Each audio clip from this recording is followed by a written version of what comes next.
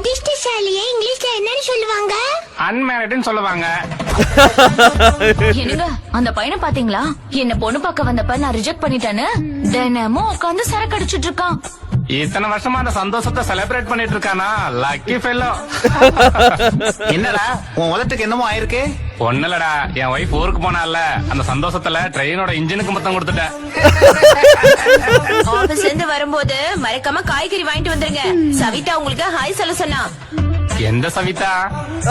எந்த சவிதாவும் இல்ல. மெசேஜ் ஒழுங்கா படிக்கிறீங்களா இல்லையான்னு செக் பண்ண. சார் சார், என் ஒய்ஃப் காணாம போயிட்டா சார். டேய் பைத்தியக்காரா, இது எம்ஆர்ஓ ஆபீஸ்டா. ஐயோ, சந்தோஷத்துல எங்க போறேனே தெரியலையே. பாத்தீங்களா, நம்ம பக்கத்து வீட்டுக்காரரு டெய்லி ஆபீஸ்க்கு போகும்போது அவங்க ஒய்ஃபுக்கு முத்தம் கொடுத்துட்டு போறாரு. நீங்களும் கொடுத்துட்டு போலாம்ல. எப்படி கொடுக்க முடியும்? அவ யாருன்னு எனக்கு தெரியாதுல்ல. சுவாமி, திருமண வாழ்க்கை சந்தோஷமா இருக்கிறதுக்கு 2 சீக்ரெட் சொல்லுங்க சாமி.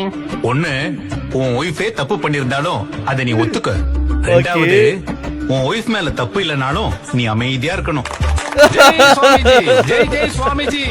உன்னோட டைவர்ஸ்க்கு சரியான காரணம் என்னன்னு சொல்லு. கல்யாணம் தான் ஐயா.